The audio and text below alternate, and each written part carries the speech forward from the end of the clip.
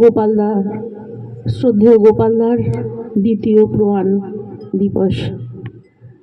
তার সম্পর্কে যাই বলবো কম কথা বলা হবে মনে হয়।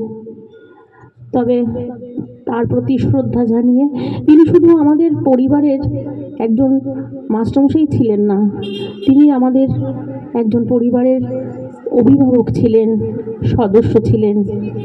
তিনি ভালো উপদেশ দিতেন সর্বদা আমাদের এগিয়ে চলার পথে।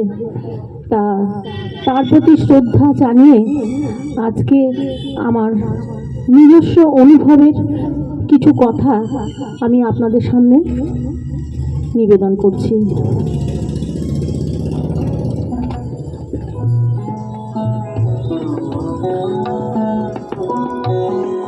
গুরুদেবের প্রতি শ্রদ্ধা জানিয়ে আমার অনুভবের শিরোনাম তাল কেটে গেল।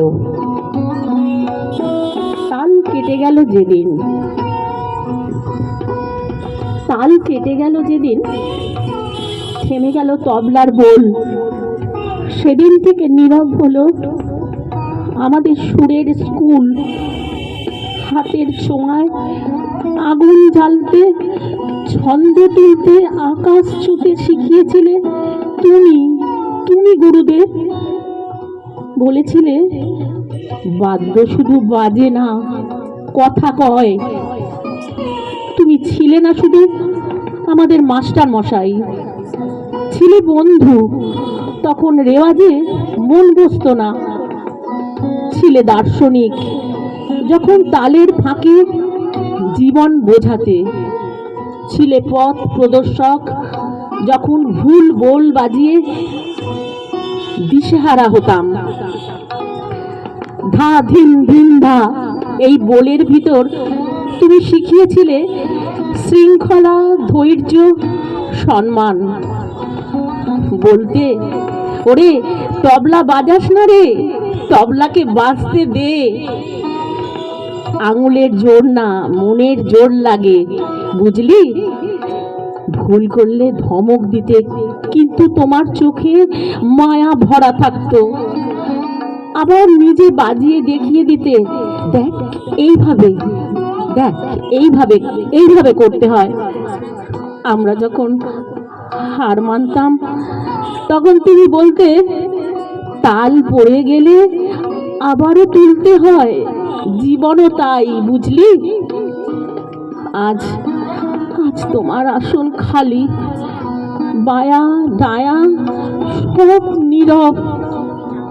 খালি ঘরে প্রতিধ্বনি হয় শুধু তোমার শেখানো সেই বোল। তুমি চলে গেলে তারাদের দেশে, সুরের রাজ্যে, কিন্তু তোমার দেওয়া তাল রয়ে গেল আমাদের রক্তে। গুরুদেব প্রণাম নাও। তোমার কাছে শিখেছি জীবন মানেই একটা তাল, ওঠা নামা আছে। ছন্দে থাকো, সময় মেনে চলো, আর মানুষকে শ্রদ্ধা করতে শেখো। তুমি চলে গেছো শরীরে, কিন্তু রয়ে গেলে প্রতিটি স্ট্রোকের মধ্যে। আজ আজ আমরা সবাই শিষ্যরা মিলে তোমার শেখানো তেহাই দিয়ে তোমায় শেষ প্রণাম জানাই। ধা ধিন ধিন ধা, ধা ধিন ধিন ধা, ধাতিরে কেটে কিটে তক, এই বলেই তুমি অমর হয়ে থাকো আমাদের মাঝে। তুমি ছিলে, তুমি আছো, আর তুমি থাকবে গুরুদেব চিরকাল। তুমি আমাদের মধ্যে অমর হয়ে থাকবে। প্রণাম।